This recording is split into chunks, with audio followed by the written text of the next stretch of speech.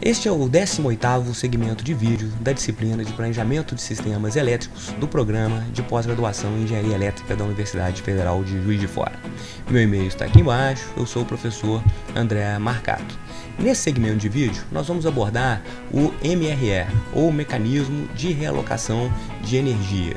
Através desse mecanismo, as usinas hidrelétricas conseguem se proteger do risco hidrológico ao qual estão expostas. É uma forma de conectar os dois mundos, um relacionado à comercialização de energia elétrica e o outro relacionado à operação ótima do Sistema Interligado Nacional. Para total compreensão do MRE, é necessário a gente abordar alguns conceitos iniciais, como energia firme, energia assegurada ou garantia física, ou energia garantida, que a gente vai abordar no início da aula. Então, quem já conhece esses conceitos, eu sugiro que adiante um pouquinho e vá direto para os exemplos relacionados ao MRE. Nós vamos falar também muito rapidamente sobre os mecanismos de sazonalização da energia assegurada, e nós vamos fazer também alguns exemplos para vocês compreenderem como que funciona o MRE. Vai ser um exemplo muito simples, com apenas duas usinas hidrelétricas e uma térmica, mas a gente vai conseguir compreender a filosofia que está por trás do MRE. A abordagem que a gente vai estar mostrando aqui, os conceitos, são muito simples, apenas justamente para que vocês consigam compreender a estrutura do MRE. Para a compreensão completa, a gente realmente tem que acessar as regras e verificar os detalhes, que são realmente muitos, para a aplicação de forma completa do MRE. Mas através desse segmento de vídeo, eu acredito que vocês vão ter uma compreensão global dos objetivos e para que a gente utiliza esse mecanismo. Essa figurinha que eu utilizei aqui, ela dá uma ideia do que realmente, qual a função do mecanismo de realocação de energia, Então o que a gente tem ali, Uma tandem bike, que são vários ciclistas, tocando a mesma bicicleta. Então, obviamente, você pode ter um ciclista que tenha mais força do que os outros. Então aqui a gente tem o pai com a mãe e os dois filhinhos. Naturalmente, essa menininha aqui, menorzinha, ela não vai ter a mesma energia que o pai que está lá na frente tocando a bicicleta.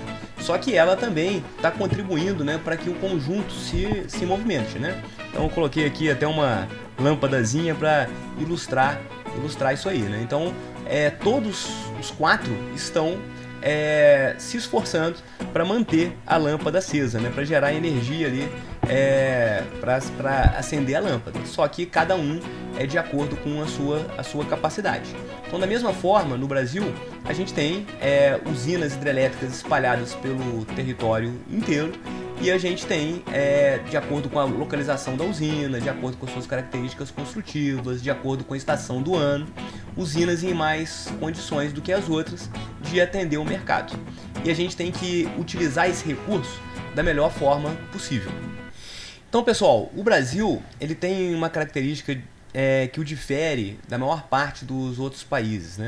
A gente tem setores de comercialização e operação do sistema diferentes. Então, o operador nacional do sistema, que fica no Rio de Janeiro, ele é responsável pela otimização dos recursos energéticos disponíveis no país, sejam eles hidráulicos, térmicos. Então, o ONS que vai ser responsável pela utilização das usinas hidrelétricas, principalmente, da melhor forma possível. E na hora que você faz essa otimização, a gente não pode ter nenhum compromisso com as questões contratuais, as questões comerciais. Então, essa operação é feita de forma completamente descasada. No entanto, os geradores, sejam eles térmicos, hidráulicos, eles podem ter assumido compromissos comerciais. E como é que essas questões vão ser mitigadas, Então, em relação a isso, surge o mecanismo de realocação de energia, que é um mecanismo muito importante e que é amplamente utilizado, e a gente precisa ter uma ampla compreensão desse mecanismo, para a gente poder realmente entender como é que o sistema opera. Então, como é que a gente vai dividir essa apresentação? Primeiro eu vou fazer uma breve introdução, vou falar dos conceitos, da motivação, do porquê que a gente usa o mecanismo de realocação de energia, que é o MRE. Vou ter que falar um pouquinho sobre energia firme e energia segurada, falar sobre sazonalização da energia assegurada e falar sobre GSF, que também é um termo muito importante aí no setor elétrico. Depois a gente vai partir para o cálculo da receita bruta dos geradores, né? Como é que é feito esse cálculo, né? Sempre a gente vai estar fazendo uma abordagem aqui mais simplificada, né? Então, obviamente, existem formulações, né, muito mais detalhadas sobre tudo que a gente vai ver. Mas o objetivo dessa aula é justamente dar uma noção a respeito de como é que esse processo, né, funciona no Brasil. Depois a gente vai fazer 3 exemplos interessantes, né? Então, exemplos de como que a gente calcula o MRE, o que pode acontecer com as usinas hidrelétricas e térmicas numa estação chuvosa, numa estação seca. Depois eu vou fazer um exemplo a respeito da Lava Jato, né? Um fato que ocorreu no passado aí que tem a ver com o MRE, com essa questão de PLD, que é um exemplo interessante. Então aqui eu tirei da página da CCE a definição do mecanismo de realocação de energia, né? Então na realidade ele é um mecanismo financeiro que visa o compartilhamento dos riscos hidrológicos que afetam os agentes de geração. Então a gente busca, né, garantir a otimização dos recursos hidrelétricos do sistema interligado nacional. Então ele vai mitigar, né, essa operação que a gente vai buscar despachar as usinas da melhor forma possível, independente das relações comerciais que elas tenham estabelecido. Então, e na realidade, de acordo com a sua posição no sistema, né, de acordo com a sua posição na cascata, o ONS ele pode despachar essa usina com uma quantidade maior ou menor de energia, em detrimento dos contratos que ela já estabeleceu previamente. Então o mecanismo de realocação de energia, o MRE, ele surge para poder mitigar esses riscos hidrológicos que são naturalmente assumidos, né, pelas usinas hidrelétricas. O principal, então, objetivo do MRE é garantir que todos os membros do MRE recebam pelo menos a sua energia assegurada. Alguns slides à frente aí eu vou explicar o que é energia assegurada. Então o objetivo é que todas as usinas hidrelétricas elas recebam pelo menos o que foi outorgado a elas como energia assegurada, independente de como que o ONS despachou essa usina. Então o ONS ele pode pedir que uma usina fique despachando o mínimo possível, só que a ideia é que ela receba pelo menos um montante referente à sua energia assegurada. A gente vai ver como que isso vai ser realizado. Então, em outras palavras, né, o MRE ele realoca a energia entre os membros. Então é como se fosse um clube composto por todas as usinas hidrelétricas, e o objetivo do MRE é compartilhar os riscos, né, dos membros desse clube. Então, eventualmente, né, é o que está aqui no último bullet, as usinas que geram mais do que a energia assegurada, as que estiverem com um surplus, né, elas vão repassar esse montante de energia para as usinas que geraram menos que a sua respectiva energia assegurada. Então, alguém pode perguntar, né, professor, mas isso aí vai ser uma injustiça, né, com as usinas que conseguiram gerar mais, né, que estão produzindo mais. Só que a gente tem que lembrar que em outras situações, em outras estações do ano, em outros momentos hidrológicos, pode acontecer o contrário.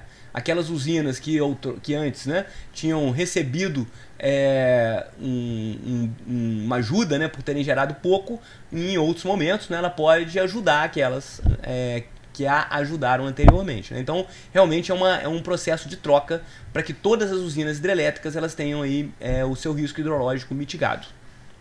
E por que isso é necessário, né? A gente já discutiu isso em outras aulas, né? O Brasil ele tem um território de dimensões continentais. Então aqui, nessa figurinha, a gente vê os principais rios, né? Então, lá na região norte, Rio Negro, Amazonas, o Rio Madeira, onde está as usinas de Santo Antônio e Geral, o Rio Xingu, onde está Belo Monte, Rio Paraguai, Rio Tocantins. Aqui a gente tem, né, o que a gente chama de caixa d'água do sistema brasileiro, né, que é o Rio Paranaíba, Rio Grande, Rio Paraná. Lá no finalzinho aqui a gente tem a usina de Itaipu, também o Rio São Francisco. Então esses são os principais, né? E afluentes a esses aí a gente tem centenas, milhares de outros rios menores, onde estão, né, usinas hidrelétricas. Então muitas vezes lá na região norte a gente está atravessando uma situação hidrologicamente favorável, e aqui na caixa d'água do sistema a gente está com uma situação hidrologicamente desfavorável. Então naturalmente o INS vai despachar menos essas usinas que estão aqui embaixo e vai despachar mais as usinas que estão lá em cima. Então nesse momento vai haver uma transferência, né, de recursos financeiros das usinas de cima, lá do norte, para as usinas de baixo. Tá certo? Só que em outras situações pode acontecer o contrário, não é isso? Então a gente tem regiões com períodos secos e úmidos não coincidentes. E essa situação ela se repete, né, todos os anos. Então o objetivo do MRE é justamente mitigar esse risco. Então aqui a gente destaca um outro problema, né, que ocorre no sistema brasileiro. As usinas hidrelétricas elas estão em cascata e pertencem a múltiplos proprietários. Então olhando aqui apenas para o Rio Grande, né, a gente percebe que existem usinas aqui da CEMIG, usinas de Furnas, da CEMIG novamente, Furnas, AS Tietê e assim por diante, né? Então numa mesma cascata a gente tem usinas com múltiplos proprietários. E o objetivo, o alicerce, né, do sistema elétrico brasileiro é que a gente promova competição entre os geradores para poder vender energia. Então, se eles estabelecem relações comerciais e depois, né, eles não são despachados pelo ONS, então se essa usina aqui é de cabeceira do Rio Grande lá, né, se ela vendeu muita energia e o ONS não despacha essa usina, ela não pode ser prejudicada. Então o mecanismo de realocação de energia ele vem com esse intuito aí de fazer uma redistribuição da geração, né, entre as usinas participantes do MRE. Então quando você tenta otimizar, né, o despacho de uma usina, olhando somente para ela, aquilo pode não corresponder a um melhor benefício para o sistema. Então o ONS, quando realiza o despacho, ele não está olhando individualmente para uma usina, ele está olhando para o sistema como um todo, tá certo? Então por esse motivo, né, visando obter o melhor uso da água para o país, né, o despacho é realizado centralizadamente sob o comando do ONS. Né? Eu já tinha dito que os despachos do ONS não têm compromisso com aspectos comerciais. Quem que vai participar do mecanismo de realocação de energia? Né? Quem que vai participar do MRE? São todas as usinas que são despachadas centralizadamente pelo ONS. Todas as usinas hidrelétricas despachadas centralizadamente pelo ONS. Então, normalmente, né, são as usinas que têm uma potência instalada acima de 50 megawatts, tá certo? Muito embora as pequenas centrais hidrelétricas, as pequenas geradoras hidrelétricas, elas podem participar opcionalmente. Então ela pode pedir para poder entrar no MRE, aí sim ela vai receber os benefícios aí desse processo de realocação. Então, né, o MRE ele realoca contabilmente a energia, né? Ele vai transferir o excedente daquelas que geraram além da sua garantia física para aquelas que geraram abaixo da garantia física. Daqui a pouco a gente vai fazer alguns casos exemplos em que isso vai ficar bem claro para todos vocês. No processo do MRE, né, no processo de cálculo do MRE, é fundamental que a gente entenda alguns conceitos. Né? O primeiro deles é esse aqui. O que é energia firme? E aí a gente tem a energia firme do sistema e a energia firme da usina hidrelétrica em si. Eu vou gravar um segmento de vídeo especificamente sobre o assunto de energia firme. O objetivo agora vai ser apenas mostrar um conceito mais geral para a gente poder compreender os próximos passos. Então, a energia firme ela é a máxima capacidade de suprimento de energia por um conjunto de usinas hidrelétricas. Então, no caso, a gente vai calcular a energia firme do Brasil. Então, o que eu vou fazer? Né? Eu vou esquecer que existem usinas termoelétricas, eu vou imaginar somente as usinas hidrelétricas e a gente vai fazer ajustes sucessivos no mercado. Então a gente já viu em aulas anteriores aquele arquivo lá que é o sistema.dat. Então na realidade a gente vai colocar todas as usinas num único sistema, o reservatório equivalente de energia. Então todas elas vão estar juntas, operando de forma conjunta, entregando energia para uma mesma barra. E eu vou querer saber o seguinte: qual que é a maior capacidade de energia que esse conjunto de usinas pode suprir, considerando, olha o que eu vou grifar aqui, todo o registro histórico de afluências, de vazões naturais afluentes. Então, esse histórico a gente já viu que vai de janeiro, né, de 1931 até o momento atual. Então, o que é feito é o seguinte, né? A gente define uma carga. Normalmente, esse processo é feito de forma heurística. Então, eu vou realmente, como se eu desse um chute numa carga que eu acho que aquele conjunto de usinas pode atender. Um bom chute seria qual? Eu posso pensar, por exemplo, em somar a potência instalada de todas as usinas e imaginar que as usinas vão conseguir gerar o tempo todo, né, a sua potência instalada. É claro que isso não é verdade, né? Mas aí eu vou imaginar o seguinte, né? Que o histórico começa em janeiro de 1931, aí depois vai para fevereiro, março e assim por diante. Aí ele vai até, por exemplo, dezembro de 2020. Então eu imagino que essas vazões que ocorreram no passado, né, ao longo de todo esse período, elas sejam aplicadas à minha configuração hidráulica atual. Então hoje, por exemplo, eu tenho cento e tantas usinas, né, que a gente pega essas usinas aonde? Lá no arquivo de configuração hidráulica. Então eu imagino que essas vazões que ocorreram durante todo esse período, elas sejam replicadas agora, né, para esse conjunto de usinas. Se eu imaginar que a carga a ser atendida é essa carga altíssima, né, que é a soma da potência nominal de todas elas, o que vai acontecer? Eu vou ter déficit, né, porque eu só tenho usina hidráulica, eu não tenho térmica, eu não tenho nada, eu só tenho usina hidráulica nessa simulação. Vai haver déficit. Então o que a gente faz?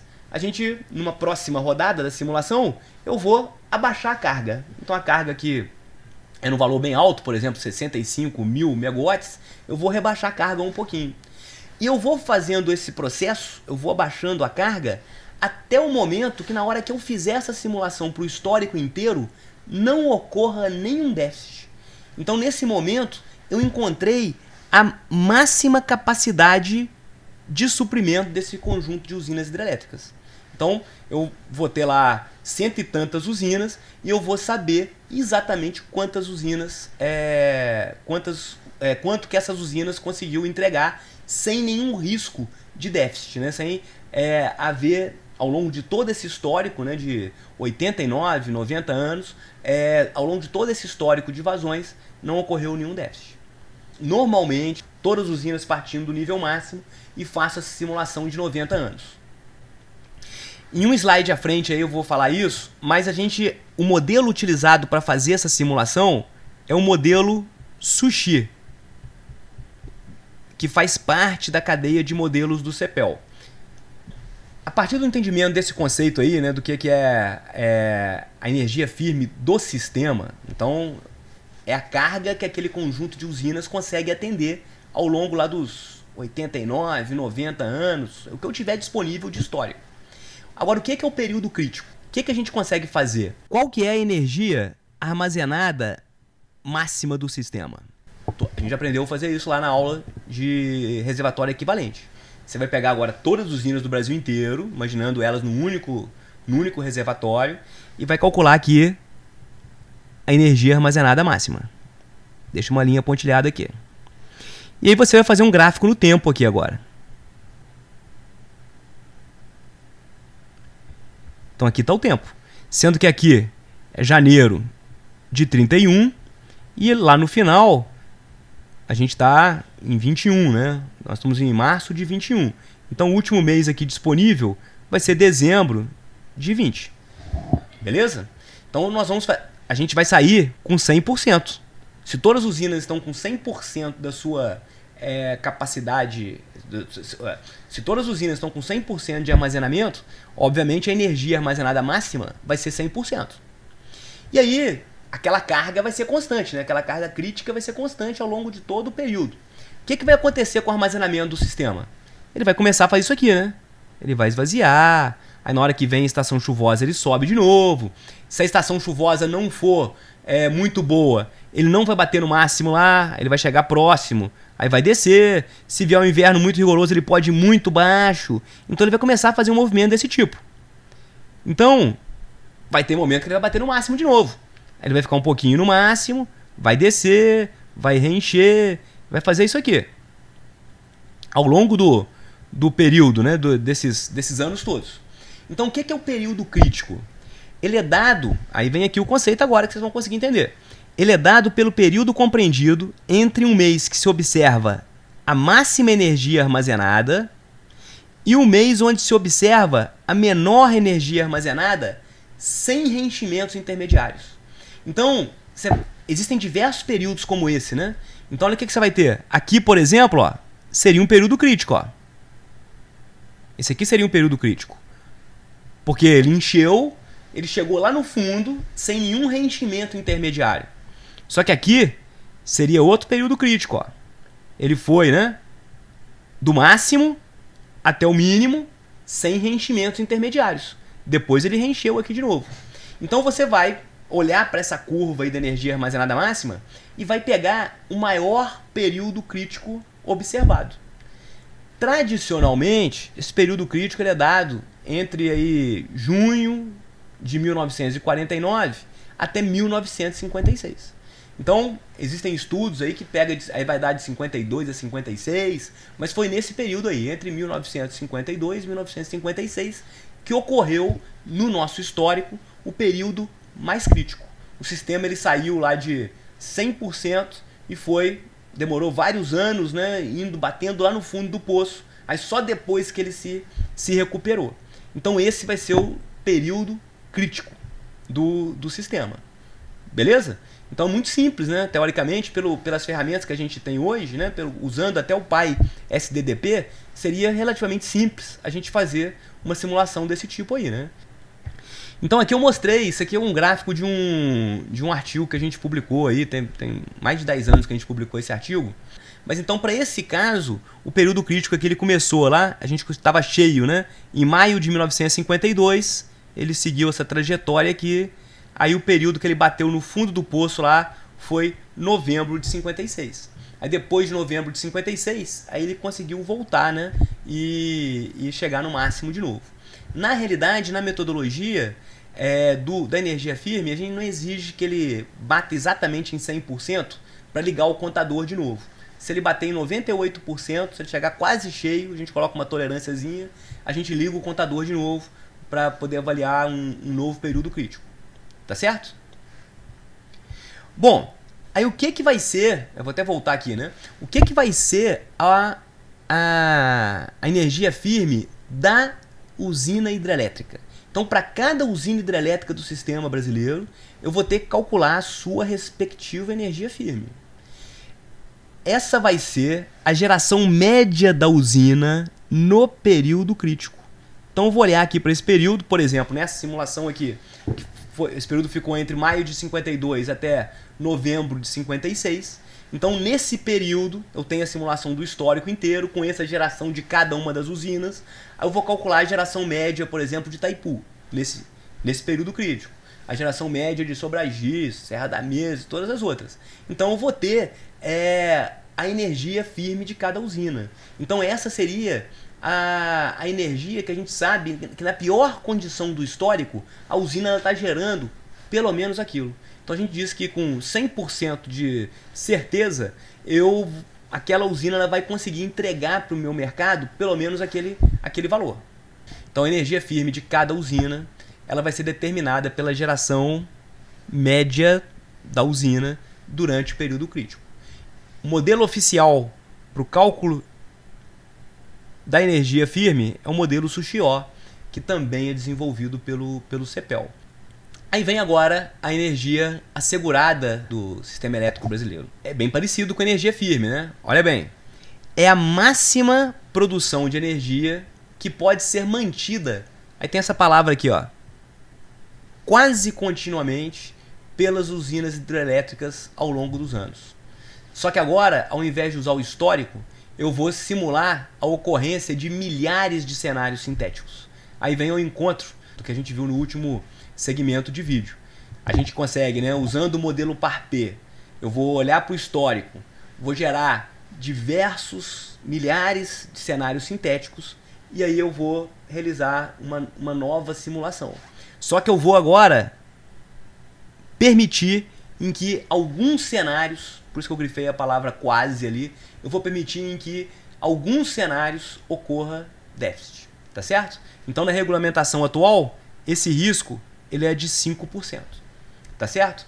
E no processo, né, de cálculo da energia assegurada, a gente considera usinas hidrelétricas e usinas termoelétricas.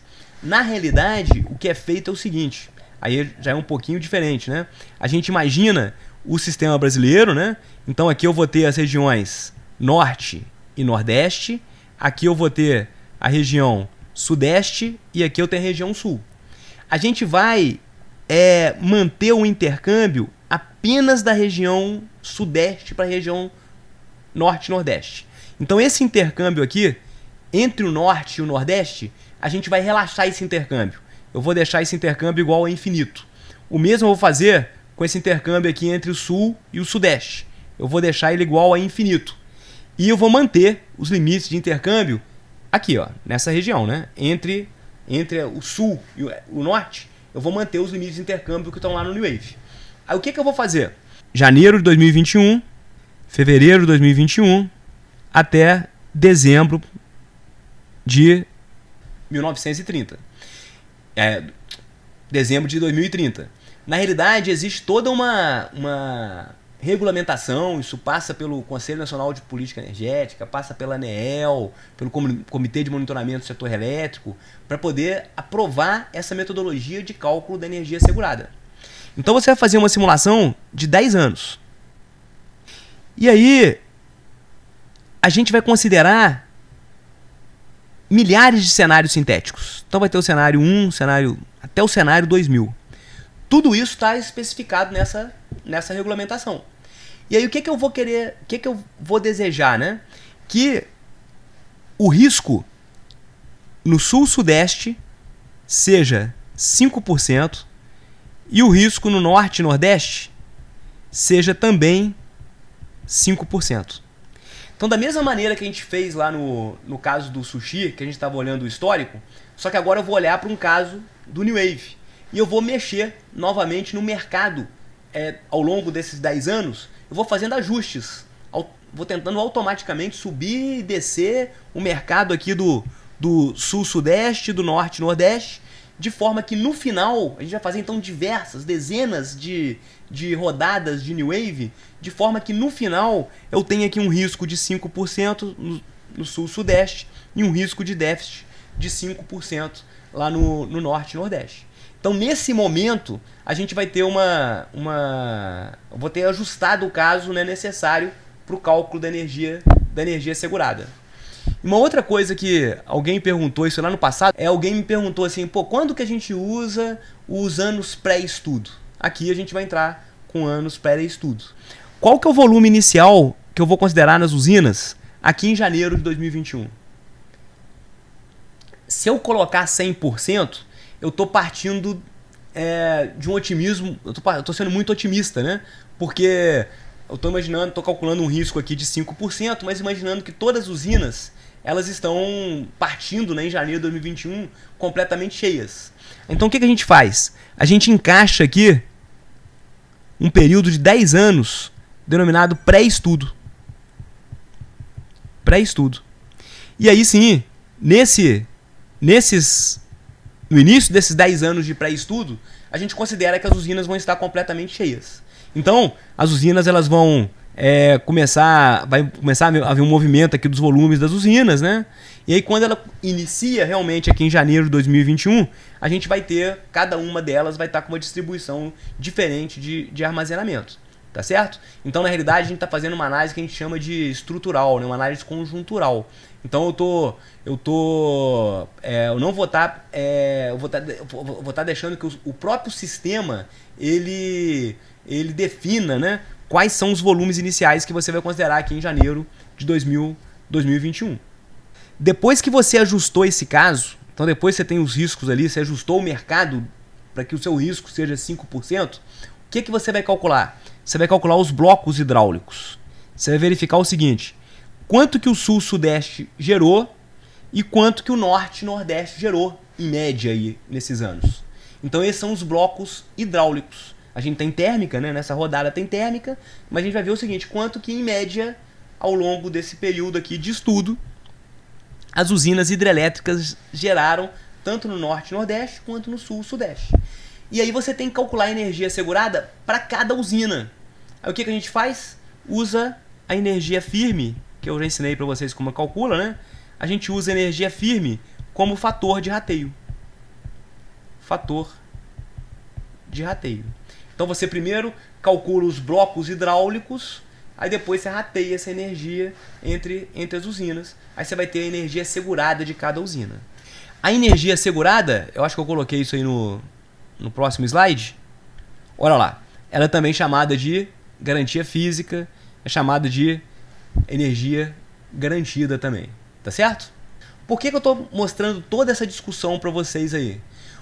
Todos os contratos das usinas hidrelétricas do Sistema Interligado Nacional, eles têm que ser lastreados ou garantidos pela energia assegurada.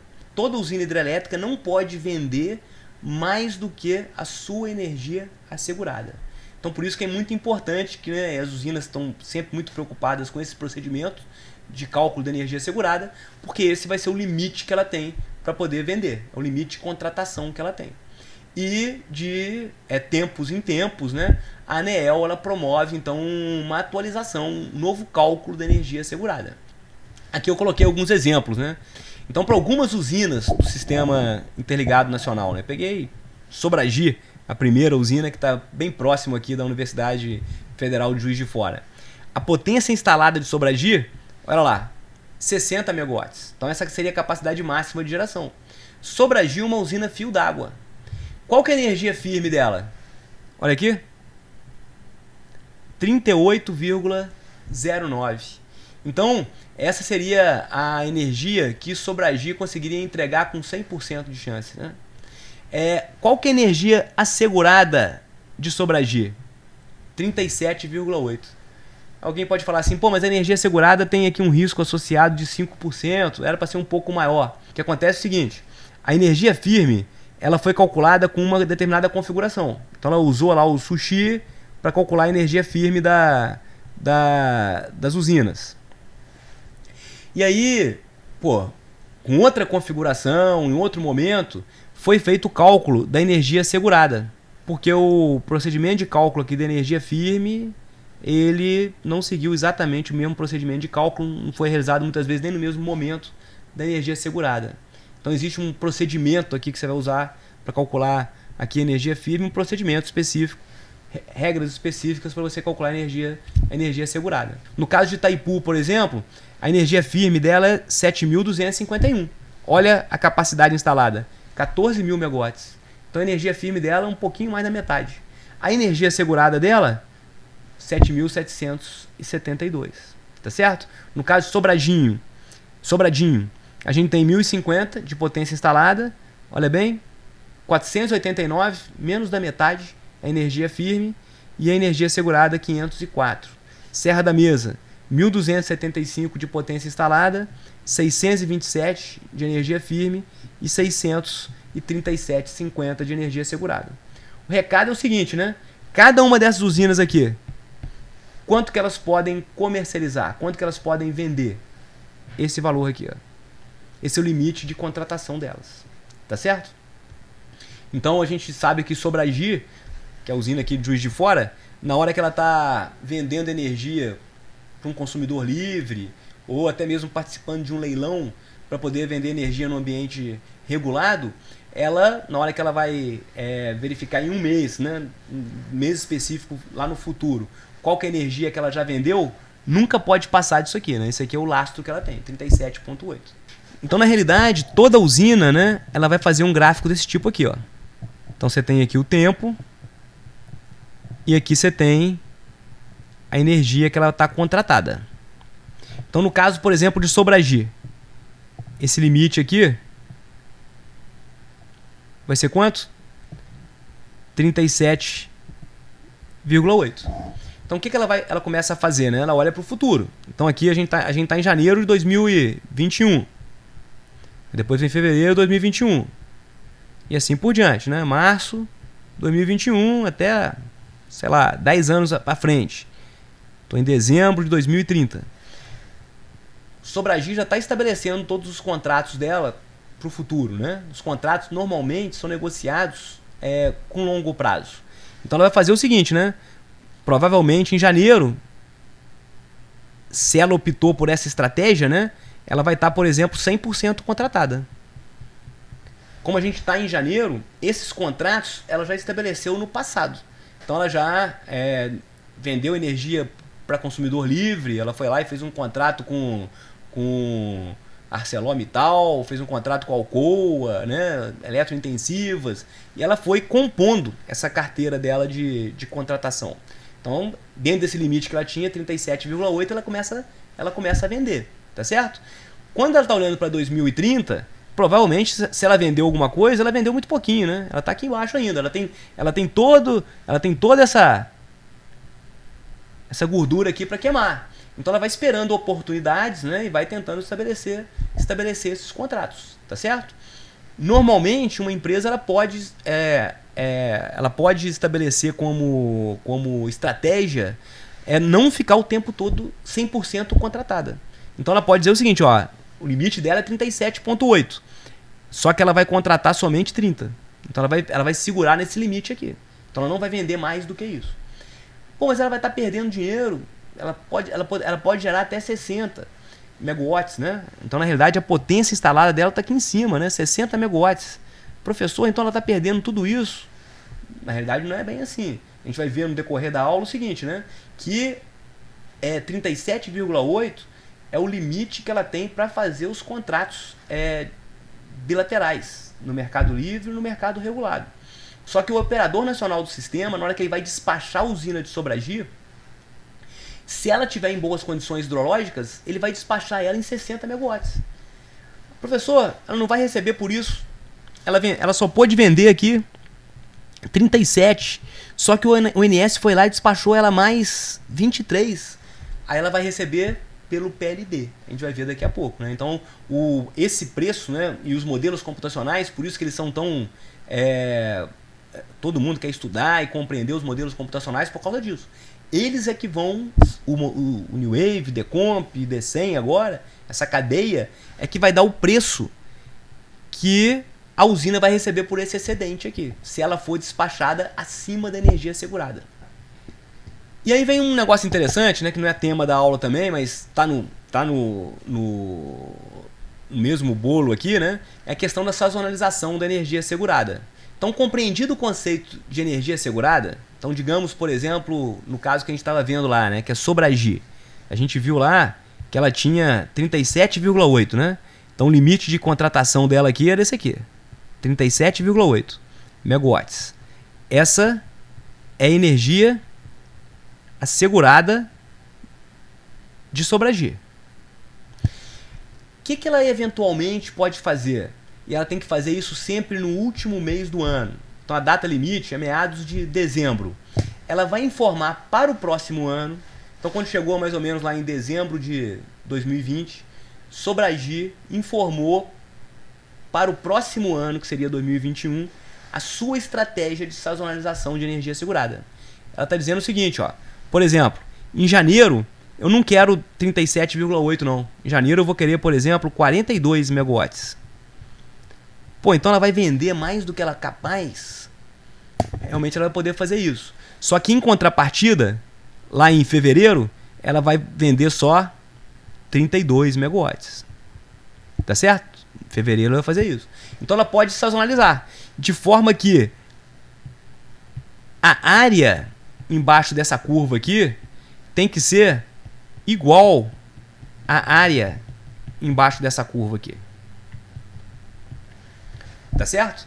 Então, essa é uma ferramenta que a empresa tem, né?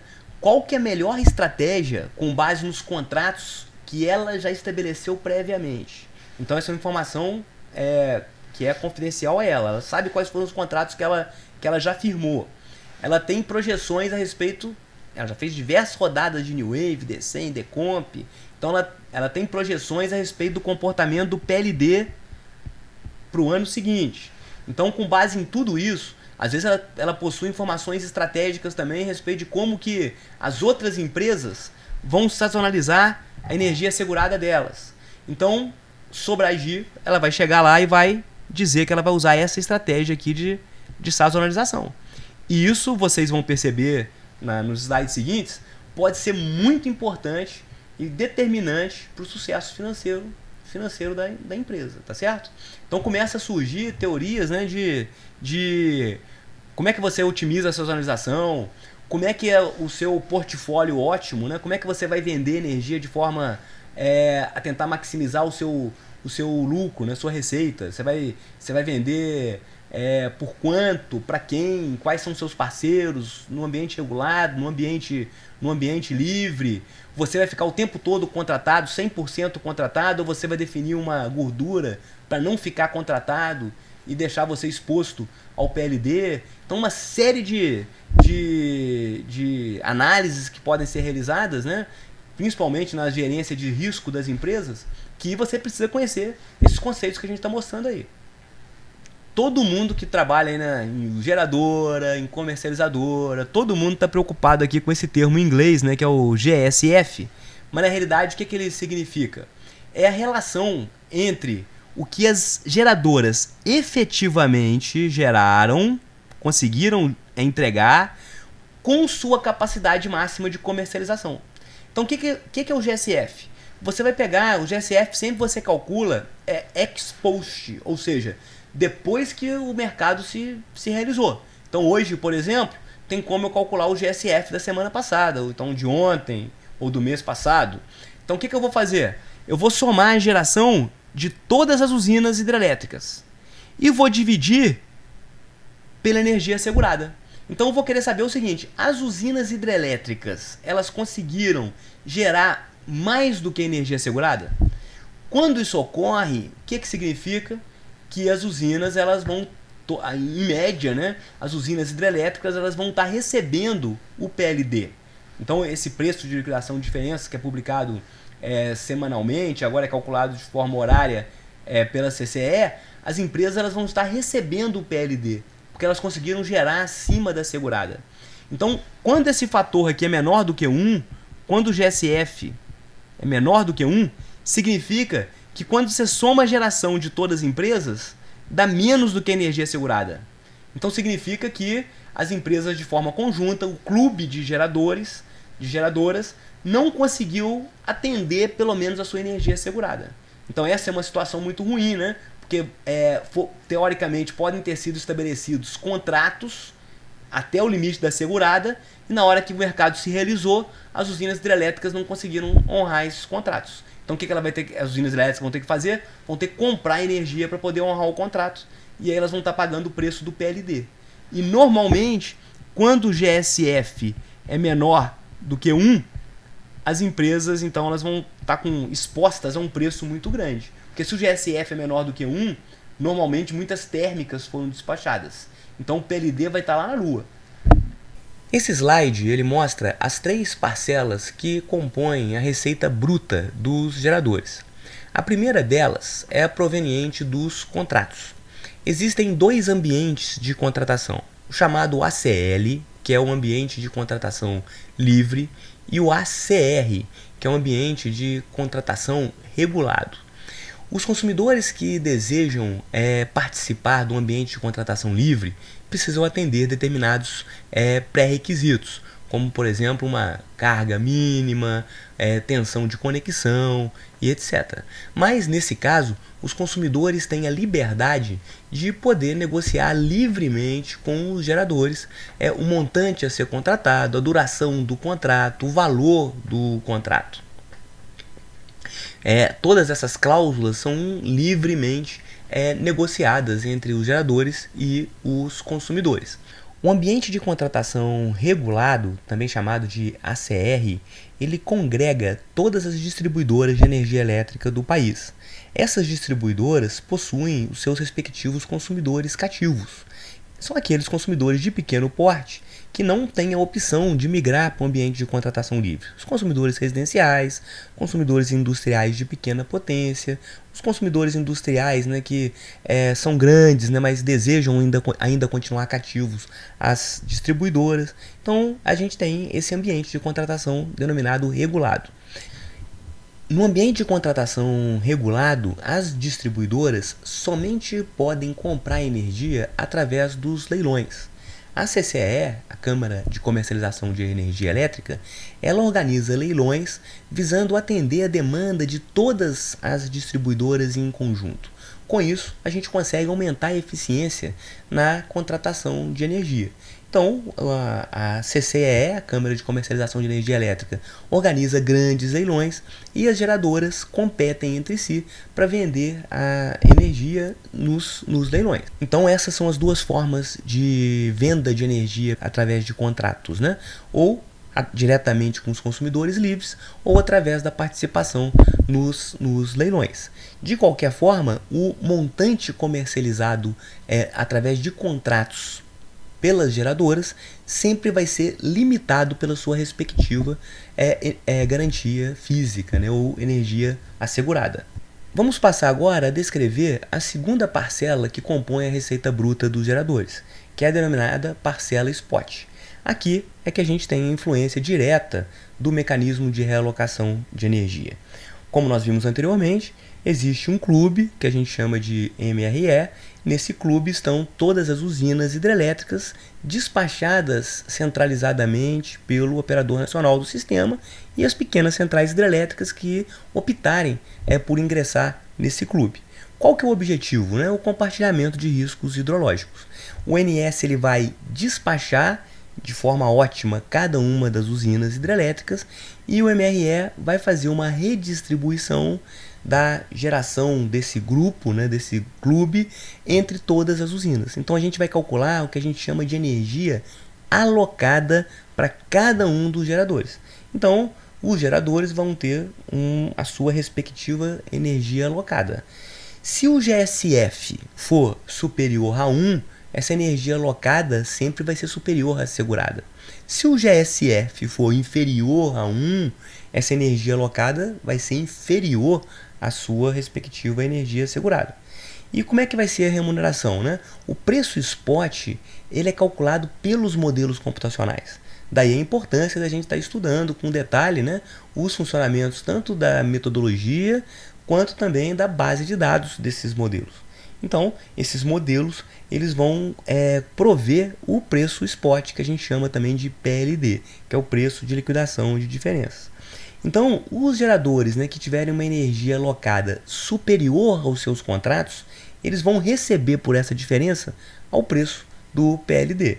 Se eles tiverem uma energia alocada inferior aos seus contratos, eles vão ter que pagar pelo preço do PLD. Então, daí essa importância, né? Sempre que o GSF é superior a 1, os geradores eles vão estar recebendo essa receita bruta, né? Sempre que o GSF for inferior a 1, a gente vai ter uma receita bruta negativa, né? Na realidade, os geradores estão pagando pela diferença. Então, essa é a importância da gente estar estudando, né? Como que é realizado o despacho e como que esse preço, né, o PLD, ele é calculado. A gente já viu em aulas anteriores que o CMOR, o custo marginal de operação, é o multiplicador de Lagrange que está associado à equação de atendimento à demanda. O PLD e o CMOR, na realidade, são sinônimos, né? Só que o PLD ele possui um valor máximo e um valor mínimo. Então, na realidade, você calculou o CMOR, aí você aplica esse limite superior e inferior e automaticamente determina o PLD, que é o preço de liquidação de diferenças. Agora a gente consegue, inclusive, justificar o nome, né? Preço de liquidação de diferenças, porque é a diferença entre o contrato e a energia alocada. E a última parcela é chamada parcela de otimização energética, ou tarifa de otimização energética. O que ocorre, né? Dentro do clube, quando um gerador ele é despachado pelo ONS, né, com um valor muito alto, em um outro gerador dentro do clube, ele é despachado com um valor muito pequeno, então na realidade, né, provavelmente o que foi despachado com um valor muito alto está numa região hidrologicamente favorável naquele momento, então ele contribuiu para o clube muito mais do que aquele que foi despachado com um valor pequeno. Então, obviamente, aquele gerador que gerou mais, ele se desgastou mais, ele vai ter que fazer mais manutenção, ele tem mais risco de sofrer um desgaste excessivo, de sofrer um trip, né, sair de operação repentinamente. Então esse gerador que foi mais exigido, né, num determinado momento, é natural que ele receba a mais por isso, né? Então existe uma tarifa chamada tarifa de otimização energética que vai ser repassada pelos geradores, né, que geraram menos. Então na realidade eles foram beneficiados pelo clube. Então essa é uma tarifa que esses geradores que geraram menos vai repassar para os geradores que geraram mais. É como se a gente estivesse tentando reequilibrar, né, esse desgaste a mais dos geradores que foram mais exigidos em um determinado momento. Então, como é que a gente calcula a receita proveniente dos contratos? Essa é a mais simples possível, né? Você tem aqui um ambiente de contratação livre em que você vai negociar diretamente com o consumidor. Ou então vai participar de um leilão de energia, gerido lá pela Câmara de Comercialização de Energia Elétrica. Então a usina hidrelétrica ela pode vender energia nesses dois ambientes. Tá certo? Então qual que é a receita que a usina ela vai receber, né? Então a receita que a gente chama receita de contrato, ela vai ser igual a energia contratada vezes o preço de contrato. Simplesmente isso. Então essa receita ela vai estar garantida a partir do momento que o contrato foi celebrado. Tá certo? Só que a gente tem que lembrar que essa energia contratada aqui, o máximo que ela pode vender vai ser o quê? A energia segurada. Tá certo? Quem já viu anteriormente. Então não tem mistério em relação à receita de contrato. Bom, como se dá a receita spot, também chamada de receita pelo PLD? Ela vai ser igual ao seguinte, ó. A energia alocada para a usina menos a energia contratada. Ela vai receber pelo preço spot.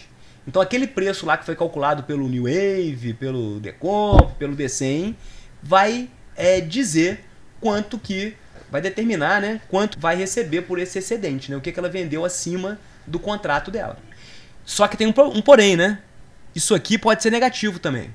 É preciso tomar um certo cuidado aqui nessa equação com as unidades, né? Então observar que o que está entre parênteses é dado em megawatt-hora. E o preço, o PLD, ele é dado em reais por megawatt-hora. Então, de acordo com a contabilização, se ela for, por exemplo, semanal ou mensal, a gente tem que tomar o cuidado de fazer as adequações, né? Por exemplo, multiplicar pelo número de horas do mês ou multiplicar pelo número de horas da semana. Mas daqui a pouco a gente vai fazer um exemplo e isso vai ficar mais claro. A dúvida que fica é a seguinte, né? O nosso bonequinho aqui, né? Como calcular a energia alocada, né? Então a gente está vendo que a receita spot ela é dada pela energia alocada menos a energia que efetivamente foi contratada, foi vendida pelo gerador, né? Então a resposta aqui, né? Olha lá, o MRE. Então como calcular a energia alocada? O MRE que vai nos dizer isso daqui a pouquinho. Essa parcela, né? Que é o spot ou PLD, ela vai ser positiva ou negativa? Aí entra o GSF. Sempre que o GSF for maior do que 1, essa parcela vai ser positiva para a empresa. Sempre que o GSF for menor do que 1, essa parcela vai ser negativa. E aqui é que é o risco da usina hidrelétrica. E finalmente, a gente falou de 3 parcelas, né, que a gente tem de receita para uma usina hidrelétrica. A terceira parcela é chamada receita MRE, que é a TEL, que é a chamada tarifa de energia de otimização. Então, na realidade, eu quero saber o seguinte, né? Como é que foi a troca de energia dentro do clube? Então, aquele gerador que salvou os demais, teoricamente, ele tem que receber um pouquinho a mais, porque ele sofreu desgaste, ele teve que operar mais, vai ter que fazer mais manutenção nas turbinas, etc. Então, existe uma tarifa que atualmente, né, ela foi reformulada no ano passado, né, em janeiro de 2020, ela passou para R$ 12,77 por megawatt-hora. Então, sempre que um gerador ele transfere um montante de energia para o seu irmãozinho lá dentro do clube, ele vai receber R$ 12,77 por essa energia que ele gerou a mais, tá certo? Então a conta vai ser essa aqui, ó. É a energia gerada menos a energia alocada multiplicado pela tarifa de energia de otimização, tá certo? Periodicamente, a ANEEL ela vai revisar essa tarifa aí, tá certo? Mas ela é um valor bem menor, né, do que o PLD, por exemplo, né, do que normalmente a gente estabelece entre os contratos, por exemplo, bilaterais entre um gerador e um consumidor livre. Então, uma tarifa é realmente só para cobrir esses custos aí que foram impostos, né, pela otimização do NS. Tá bom? Bom, então a gente está pronto agora para fazer um caso exemplo. Na verdade, eu vou fazer 2 casos exemplos bem simples, tá? Em que a gente está imaginando apenas 2 usinas hidrelétricas e uma usina termoelétrica, tá certo? Então, as 2 hidrelétricas estão aqui em cima. Eu chamei de G1 e G2. Aqui a hidráulica 1, ela possui a capacidade instalada de 70 megawatts. A sua energia assegurada é de 40 megawatts e a energia contratada dela é de 40. Ou seja, essa usina, no mês que a gente vai fazer a análise agora, ela está 100% contratada. Beleza? Então ela vendeu tudo que ela podia. Tudo que lhe era permitido ela vendeu. O mesmo vai acontecer com a usina hidráulica 2, que é essa usina aqui de baixo. Ela tem a capacidade instalada de 90 megawatts. Então a usina hidráulica 2, ela tem a capacidade instalada de 90 megawatts e a energia segurada dela é de 60. Ela também vendeu tudo que ela podia, tá certo? Então ela está também 100% contratada, beleza? 100% contratada. E a gente tem uma usina térmica, que eu chamei aqui de Termo 1. A capacidade dela é de 50 megawatts, só que ela contratou, ela vendeu apenas 20 megawatts mês. A demanda que esse conjunto de usinas, essas 3 usinas têm que atender, é essa aqui, 120 megawatts mês. Tudo bem? Então esse é meu caso exemplo. Essas usinas aqui, as 2 hidráulicas, fazem parte do mecanismo de realocação de energia. Então vamos fazer o primeiro exemplo. Então nesse exemplo é o seguinte, né? O que eu coloquei nesse gráfico aqui, né? Eu coloquei a capacidade do gerador hidrelétrico 1, 70 megawatts, a capacidade do gerador hidrelétrico 2, 90 megawatts, e a capacidade da minha usina termoelétrica, que é de 50 megawatts. Então ali estão, nessas barras, né, estão representadas as capacidades de geração. O que eu tenho agora? Eu representei nessa barrinha aqui a energia assegurada do sistema. Então, nesse exemplo, a gente tem só 2 usinas. Quando eu somo aqui a energia assegurada da usina 1 com a energia assegurada da usina 2, a gente tem 100 megawatts. Então, isso é o que as usinas hidrelétricas elas poderiam ter comercializado previamente. Excelente. Então, o que aconteceu? Qual que é o caso que a gente está estudando? É uma estação chuvosa somente para o gerador 2. Então, na hora que o ONS despachou as usinas hidrelétricas, o que ela fez? Ela despachou o gerador 1 com 30 megawatts só. Olha em azulzinho aqui. 30 megawatts só. Despachou o gerador 1 com menos do que a assegurada dele. Então a gente vê que aí poderia ter um problema, né? Porque ele poderia contratar até 40 megawatts, como ele contratou, então ele está vendido, né? Ele vendeu 40 megawatts, só que o ONS despachou só 30. Como o gerador 2 está numa estação chuvosa, o que o ONS fez? Despachou esse gerador com capacidade plena. O gerador está com os seus 90 megawatts despachados. Tá certo?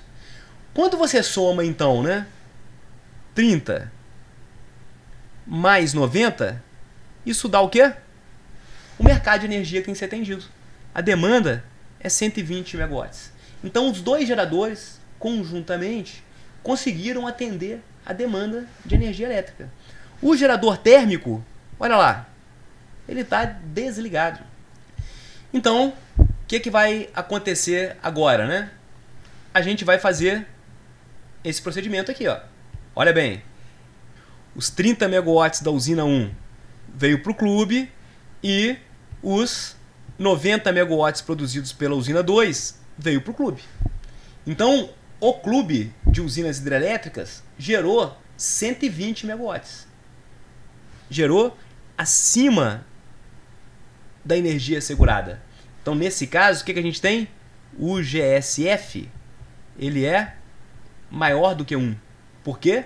A soma da geração das usinas hidrelétricas é maior do que a energia assegurada do sistema. Então, você está com GSF maior do que 1. O que vai acontecer agora?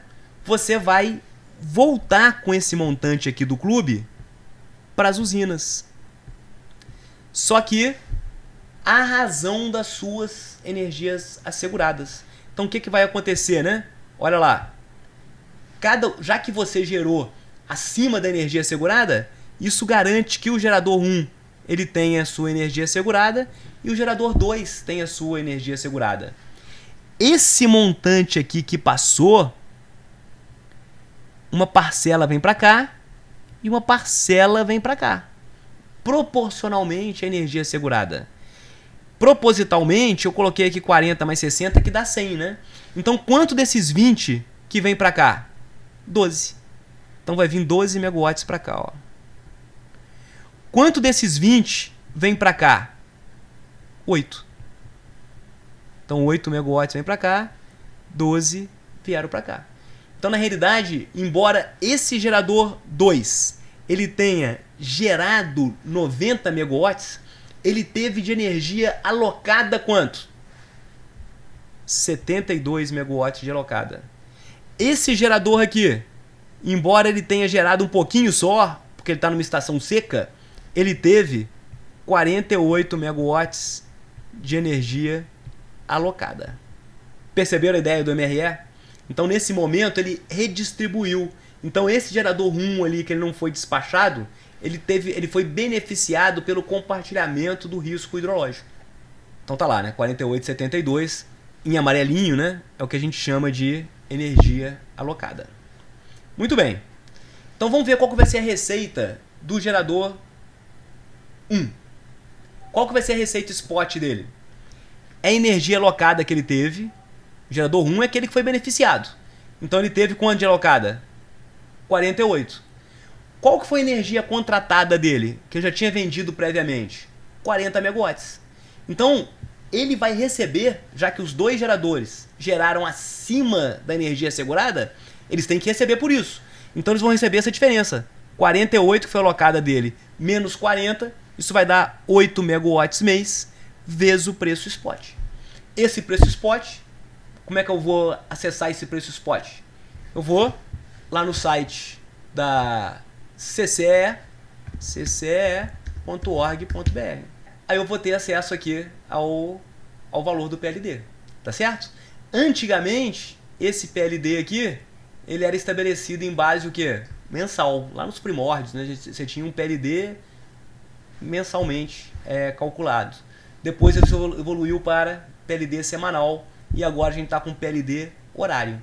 Qual que vai ser a receita agora do gerador 1 devido ao MRE? Olha que interessante, né? Ele gerou só 30. Lembra que o ONS despachou ele só 30 porque esse gerador estava num período seco? A energia alocada para ele foi 48.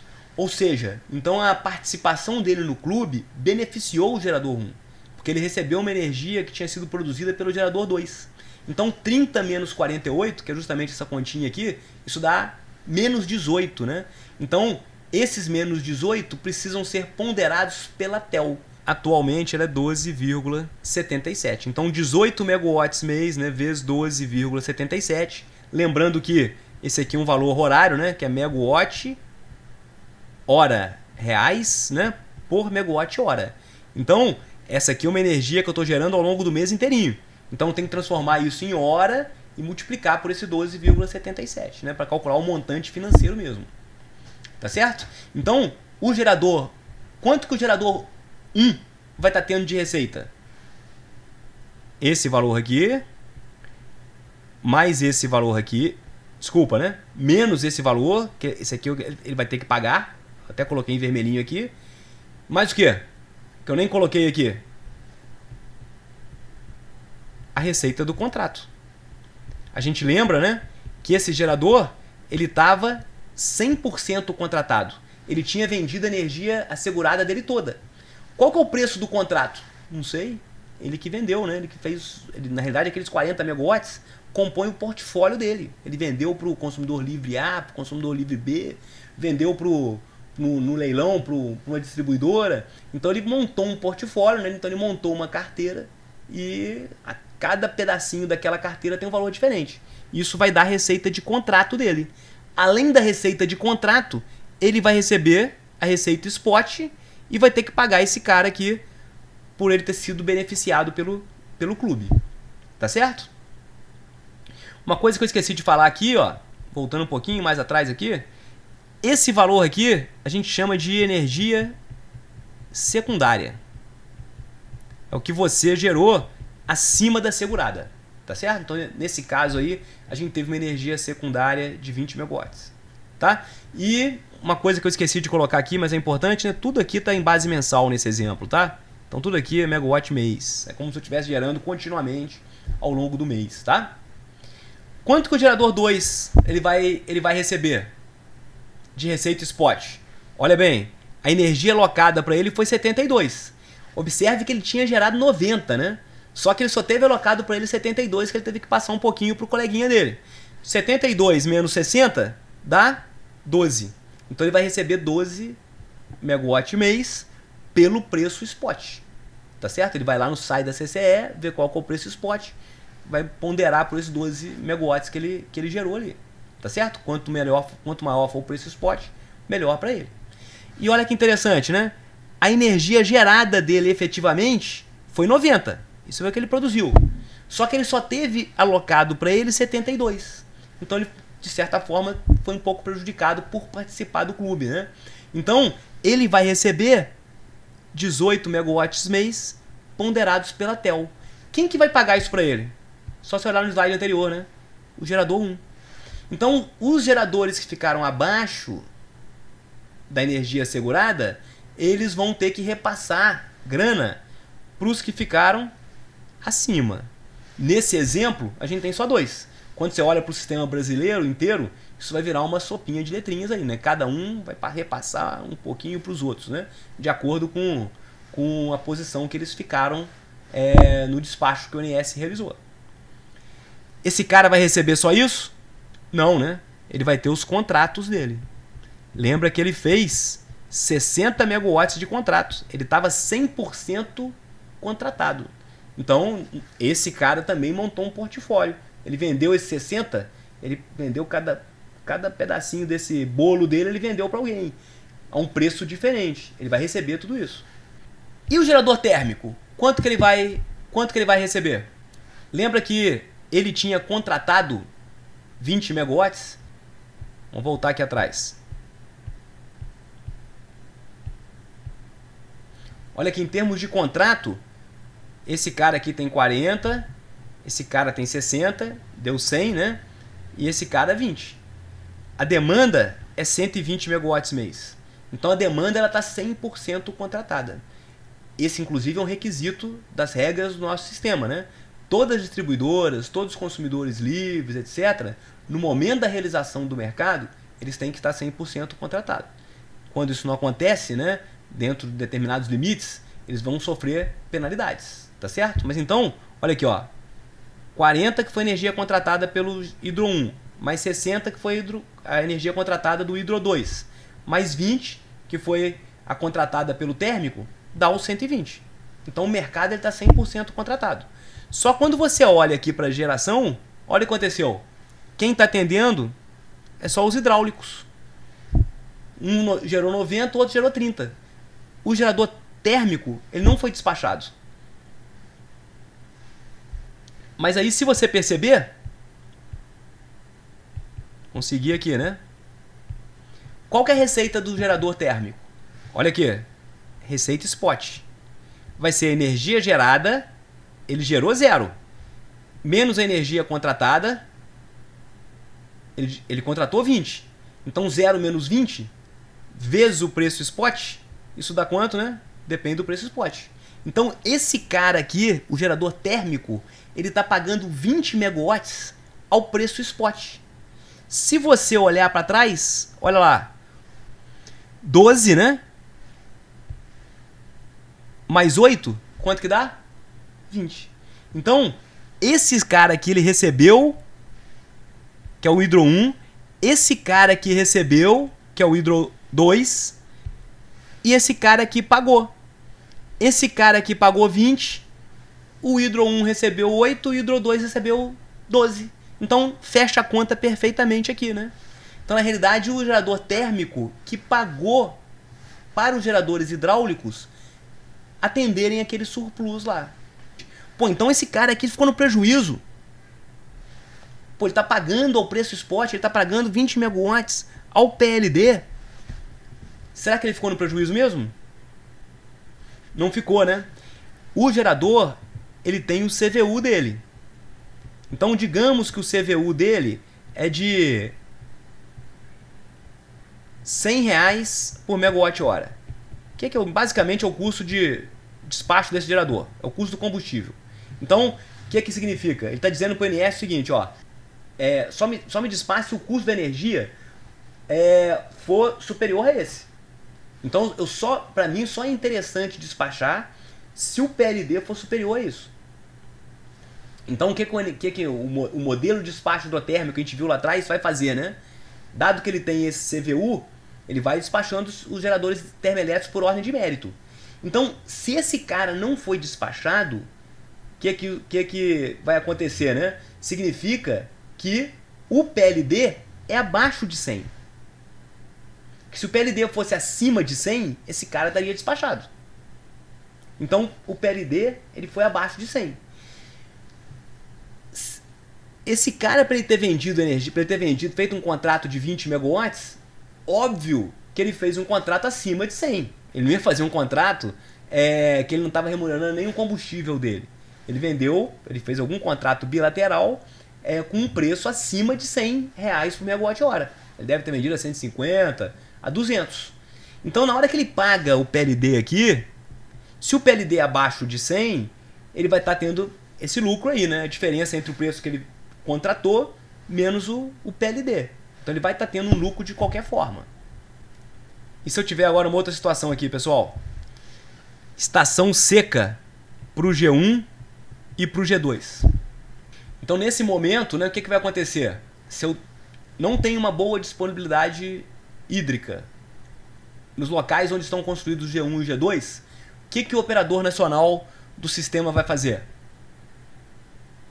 Vai despachar eles com uma quantidade menor, né? Então, olha o que ele vai... Olha o que vai ser feito. Primeiro eu tenho aqui novamente, né? Isso aqui é o montante que eu tenho de energia assegurada. Soma os dois, vai dar 100, né? 40 de assegurada no gerador 1, 60 de assegurada no gerador 2. Soma os dois, eu tenho energia assegurada do sistema. O INS despachou a térmica completamente. O que aconteceu com a hidráulica 1 e com a hidráulica 2? Uma foi despachada em 20, a outra foi despachada em 50.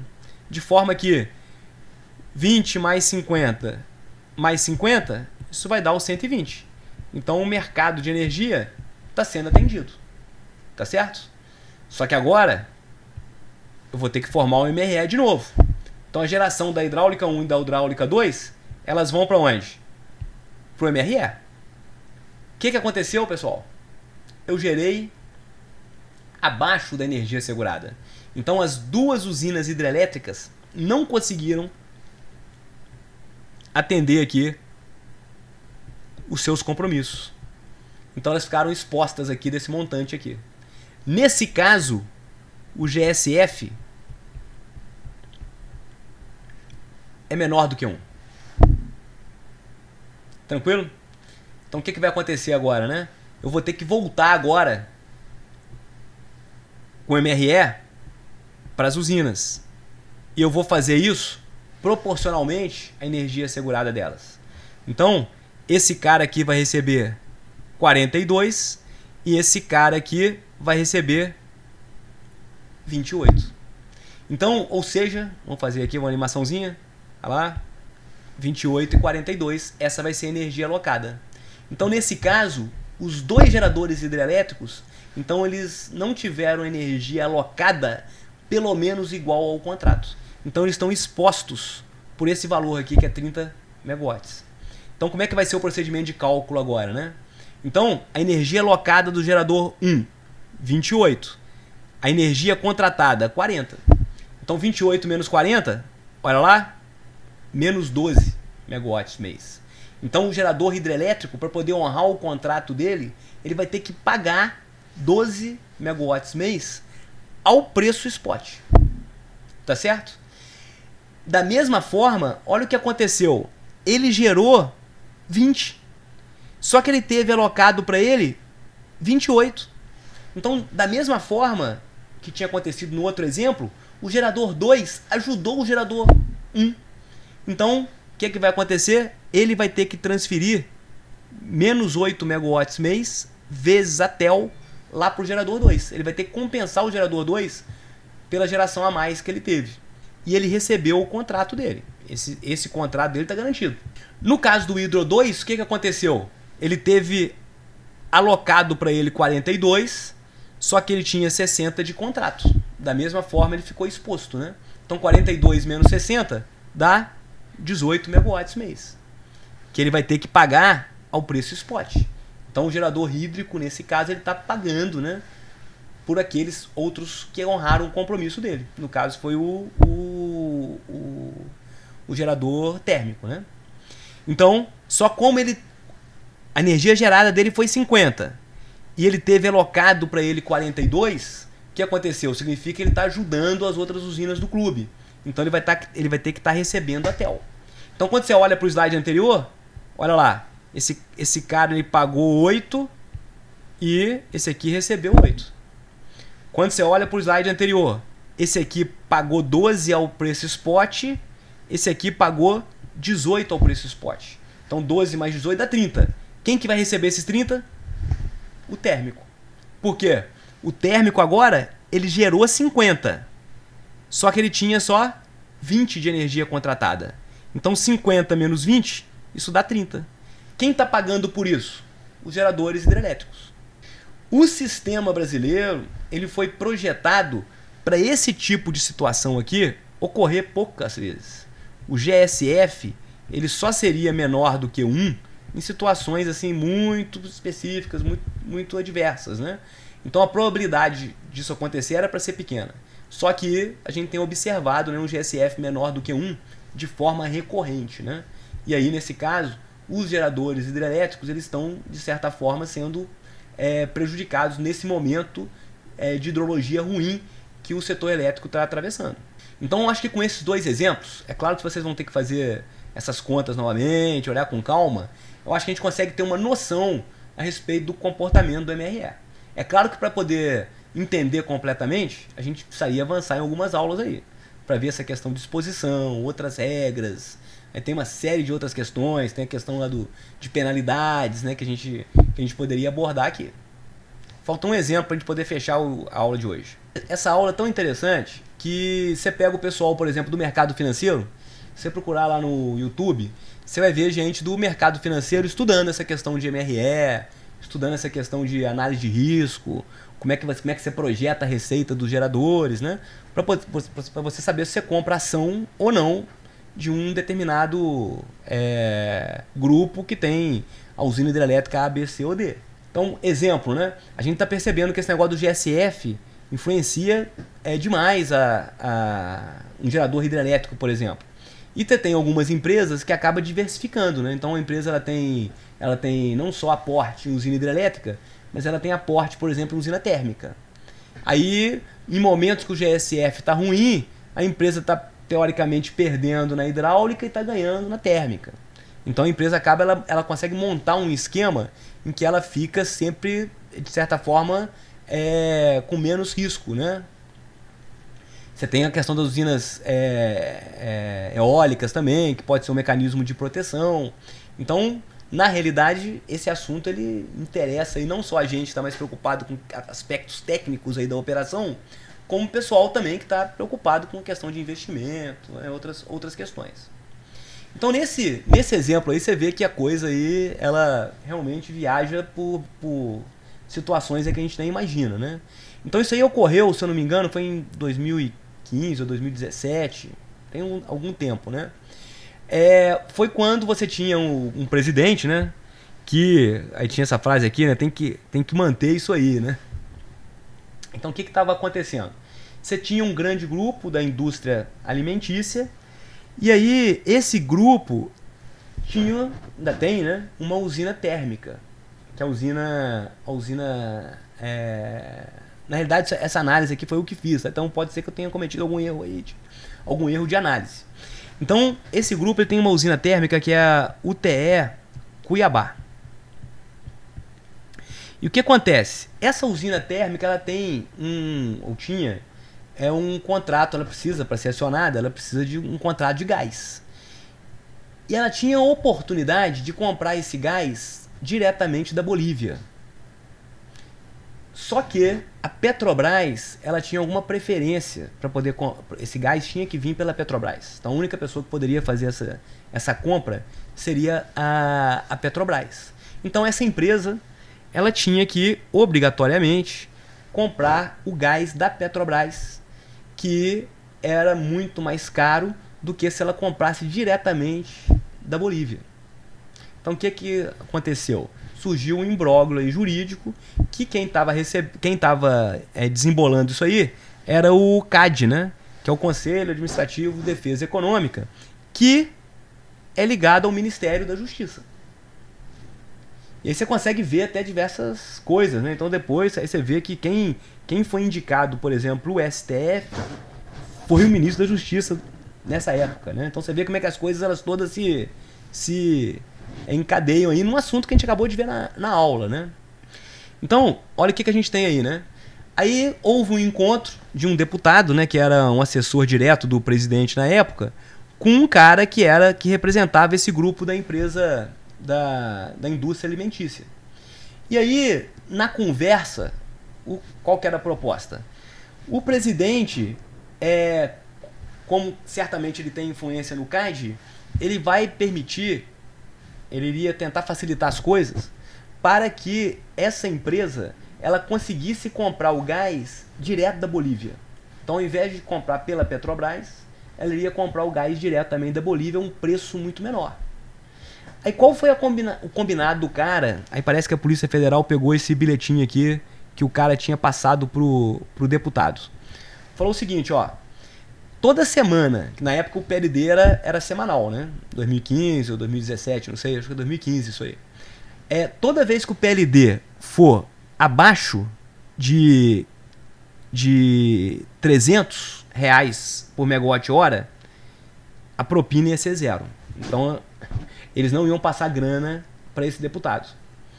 Agora, toda vez que o PLD tivesse entre R$300 por megawatt e 400, esse grupo ia dar essa grana aqui, ó, R$500 mil pro deputado. Por semana. Então, o PLD bateu lá 350, o grupo ia chegar lá e pá. Se o PLD ficasse acima de 400, ao invés deles receberem 500 mil, o deputado ia receber 1 milhão. Então olha como é que o negócio é atrativo, né? E aí naquele jantar que eles estavam no restaurante lá em São Paulo, esse cara, né, que é do grupo lá da indústria alimentícia, já falou assim, eu já trouxe aqui a primeira remessa para vocês, essa semana o PLD ficou 350, então já trouxe aqui nessa mala 500 mil megawatts, 500 mil reais, e deixou com o cara. Tanto é que na hora que o cara foi sair do restaurante, ele foi preso, né? Descobriram justamente naquele momento ali que o deputado foi sair com essa mala que ele foi preso. Então olha que interessante, e tudo a ver com o que a gente acabou de ver na aula de hoje, né? Porque olha bem como é que são os montantes financeiros, né? Então já tinha falado, né? O CAD ele estava intermediando, né, a disputa desse dessa empresa do ramo alimentício com a Petrobras. O preço da usina Termo Cuiabá, na época, era esse preço aqui, ó. R$ 511,77 por megawatt-hora. A gente viu isso lá na parte inicial do curso, né? Então, o que significa isso? Toda vez que essa usina é despachada, né? Esse é o preço que você tem que pagar pelo despacho dessa usina. Só que o que estava acontecendo? Por que esse preço estava tão alto? Porque ela estava tendo que comprar o gás diretamente da Petrobras. No momento que ela conseguisse comprar o gás diretamente da Bolívia, esse preço aqui ia cair violentamente. Então, o que ia acontecer? Ela ia ser mais acionada pelo operador nacional do sistema. Porque o preço ia cair de 511 para 250, por exemplo. Então, ela ia conseguir ser muito mais despachada. Então, inclusive, ela poderia usar a seguinte estratégia. Eu vou ficar paradona, eu não vou fazer contrato com ninguém. Eu vou esperar o ONS me despachar. Vamos supor que o preço dela caia para R$ 250 reais, e devia ser algo, eu imagino, né? Que devia ser algo desse valor aí, R$ 250 reais por megawatt-hora.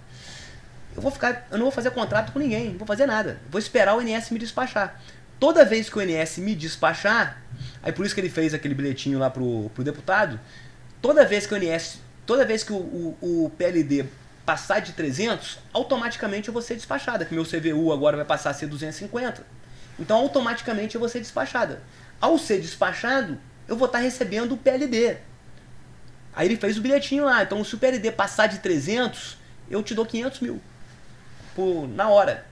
Então, essa que foi... E isso dependia exclusivamente de uma intervenção política, né? A capacidade da Termo Cuiabá é bem alta, olha aqui. 529 megawatts. Tá certo? Então, pelo que a gente viu, qual que é a receita spot da Termo Cuiabá?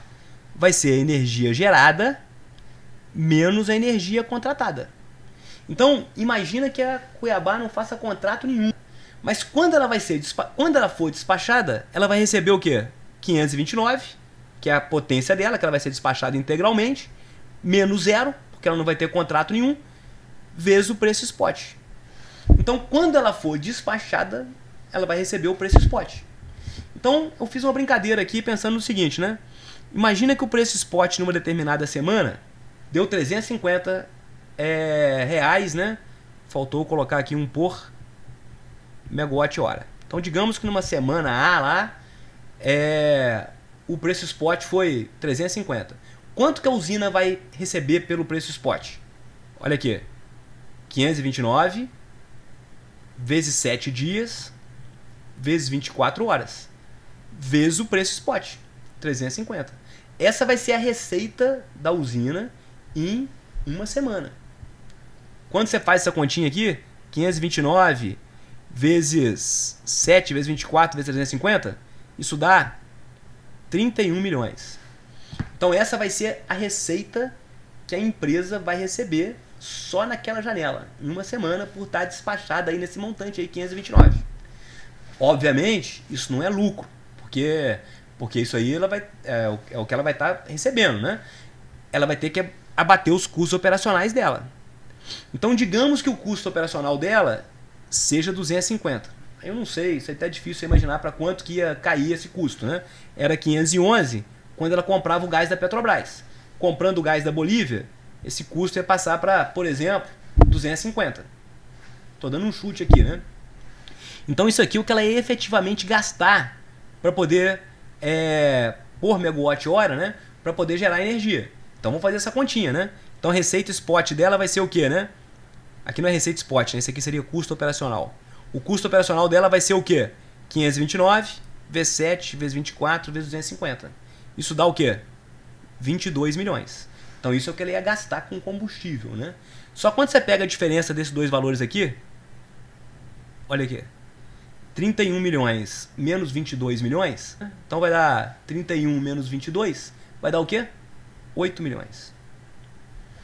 Então, na realidade, essa diferença aí, 31 menos 22, isso aí que vai ser realmente o lucro da semana.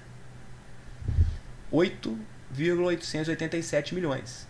Se não houvesse esse benefício através do CAD, a usina não seria despachada. Porque 350 350, se o PLD for 350, isso estaria abaixo, né, de 511, que era o CVU dela com contrato com a Petrobras. Então a usina ficaria parada. No momento que ela consegue abaixar o preço do contrato de gás, ela ia ser despachada muito mais vezes. Então, se ela ganha 8 milhões na semana, não custa nada ela repassar 500 mil para o deputado naquela semana. Porque ele vai estar fazendo um imenso favor para ela, né? Ele vai estar tentando resolver o problema dela com o CAD. E realmente isso... Aí na realidade o repórter, né, ele não tem o conhecimento que a gente tem aqui. Aí ele colocou no título da manchete isso aqui, né? Propina de emissário do presidente chega a 1 mi... Chegaria, né, a 1 mi semanal por 25 anos. Não vai ser assim semanal porque depende do PLD, né? Quando o PLD, de acordo com o que eles fizeram ali de negociação, né? Se o PLD ficasse abaixo de 300, não ia ganhar nada. Mas entre 300 e 400 ganha 500. Acima de 400 ganha 1 milhão. Imagina se ninguém tivesse descoberto isso, esse negócio vale por 25 anos. Então o cara ia sair da presidência e ia ficar ainda mais 20 e tantos anos recebendo isso aí. Pra você entender essa continha aí, né? Obviamente você tinha que ter assistido essa aula, né? Pra você poder entender como é que essa continha funciona, né?